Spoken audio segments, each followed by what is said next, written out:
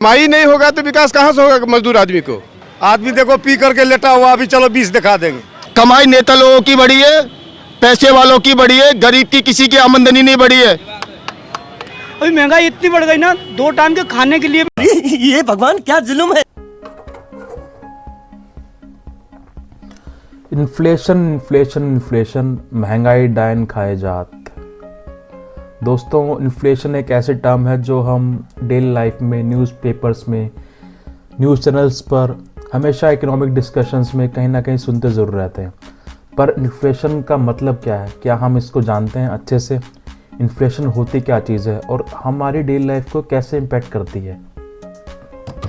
स्वागत है दोस्तों आपका आपके अपने चैनल पर एक नई वीडियो के साथ में। आज की वीडियो में बात करेंगे इन्फ्लेशन के ऊपर और समझेंगे इसका पूरा खेल, तो वीडियो के अंत तक ज़रूर बनी रहेगा।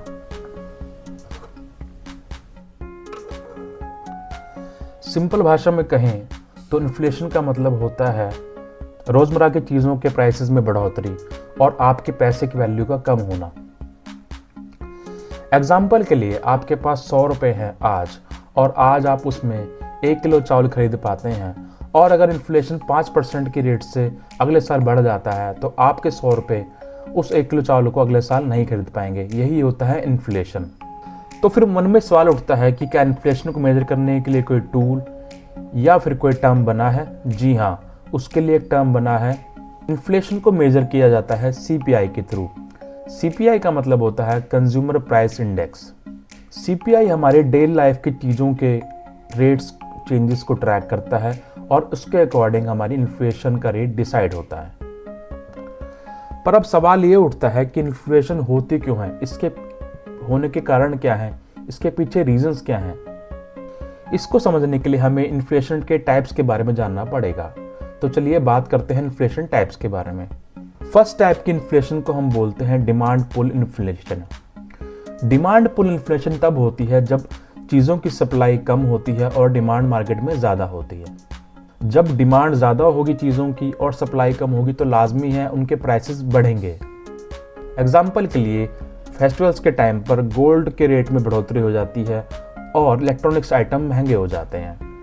सेकेंड टाइप की इन्फ्लेशन होती है कॉस्ट पुश इन्फ्लेशन। ये कॉस्ट पुश इन्फ्लेशन तब होती है जब प्रोडक्ट्स की प्रोडक्शन कॉस्ट बढ़ जाती है, जैसे कि रॉ मटेरियल्स की कॉस्ट बढ़ जाना। फॉर एग्जाम्पल, अगर पेट्रोल और डीजल के दाम बढ़ते हैं तो ट्रांसपोर्टेशन के दाम भी बढ़ जाते हैं। एग्जाम्पल के लिए, अगर पेट्रोल के दाम बढ़ जाते हैं और डीजल के दाम बढ़ जाते हैं तो उनके ऊपर निर्भर ट्रांसपोर्टेशन भी महंगा हो जाता है, और जो माल ढुलाई की आपकी डेली की चीज़ें होती हैं वो भी महंगी हो जाती हैं। इससे हमारे रॉ मटेरियल्स के प्राइसेस के ऊपर बहुत इम्पैक्ट पड़ता है और वो महंगे हो जाते हैं। इसी के चलते कंज्यूमर के रूप में हमें चीज़ें महंगी मिलती हैं। एग्जाम्पल के लिए, अगर आपको घर बनाना है और स्टील और सीमेंट के दाम बढ़े हैं तो आपको आपके घर बनाने के लिए ज़्यादा पैसे खर्च करने पड़ेंगे।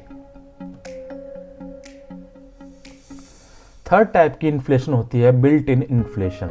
जब जॉब करने वाले लोग ज़्यादा महंगाई होने के कारण अपनी सैलरी में इंक्रीज करने के लिए बोलते हैं तो उसके चलते बिजनेस भी अपना प्रॉफिट मार्जिन बढ़ाना चाहते हैं। उसी के चक्कर में वो अपने प्रोडक्ट्स और सर्विसेज महंगे कर देते हैं, और ये चीज़ ऐसे ही सर्कल में घूमते हुए लास्ट में कंज्यूमर को ही महंगाई की मार झेलनी पड़ती है।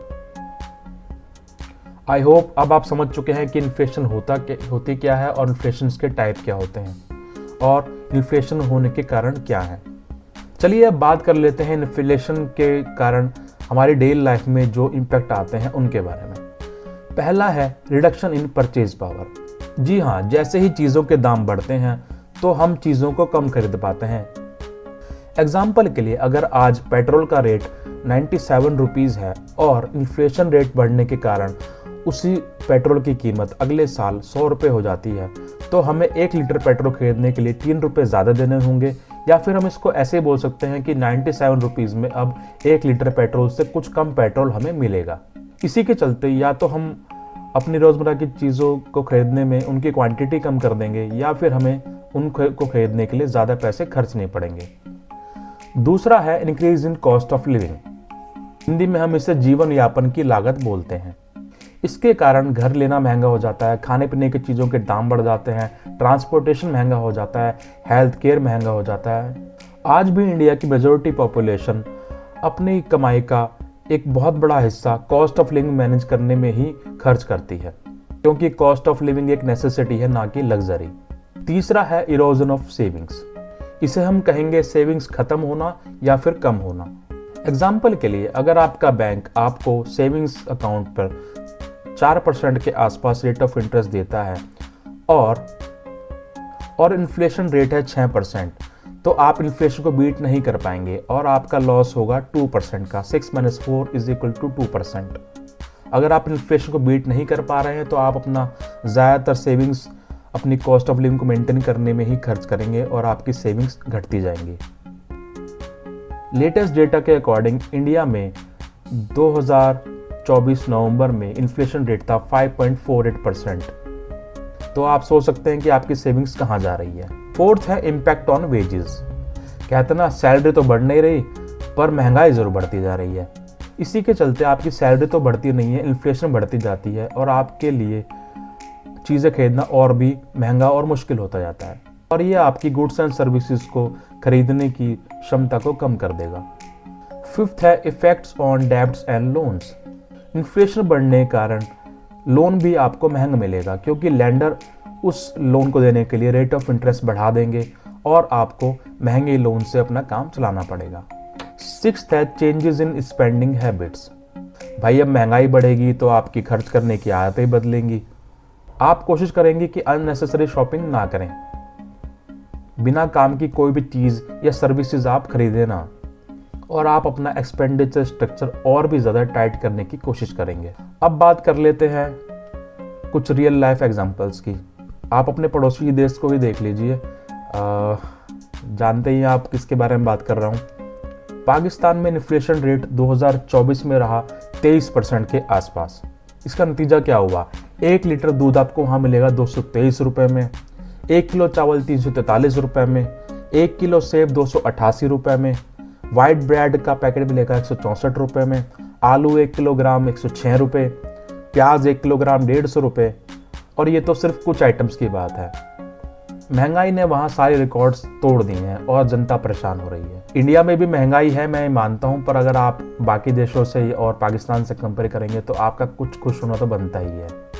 अब बात कर लेते हैं कि आप इन्फ्लेशन से होने वाले इफेक्ट्स को कैसे कम कर सकते हैं या उन्हें मैनेज कर सकते हैं। पहला है इन्वेस्ट वाइजली। आप सोच समझ कर ही इन्वेस्ट करें, बिना किसी वजह खर्च करने की बजाय। आप अगर इन्वेस्ट करना चाहते हैं तो गोल्ड में इन्वेस्ट करें या फिर रियल एस्टेट में आप इन्वेस्ट कर सकते हैं, क्योंकि वो एक स्टडी ग्रोथ ऑफ इन्वेस्टमेंट माना जाता है। Second is budgeting. आप अपने घर का बजट डेली रिव्यू करते रहें और जो चीज़ें आपको नहीं चाहिए या जो चीज़ें ज़्यादा नेसेसरी नहीं है उनको आप खरीदने से बचें। जो सर्विसेज आपको नहीं चाहिए उन सर्विसेज को आप लेने से बचें। एक्स्ट्रा इनकम, अपनी इनकम के सोर्सेज बढ़ाइए। हमेशा एक ही इनकम सोर्स पर आपको डिपेंड नहीं करना चाहिए। Multiple sources of income are mandatory. Awareness, economic trends को समझें और अपने इकोनॉमिक डिसीजंस वाइजली लें।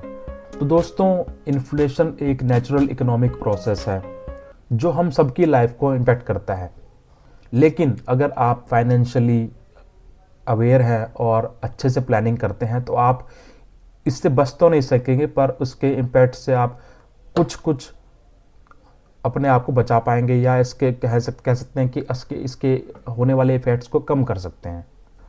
तो दोस्तों, ये था वीडियो इन्फ्लेशन और महंगाई के ऊपर। आई होप आपको इन्फ्लेशन टॉपिक अब अच्छे समझ में आ गया होगा।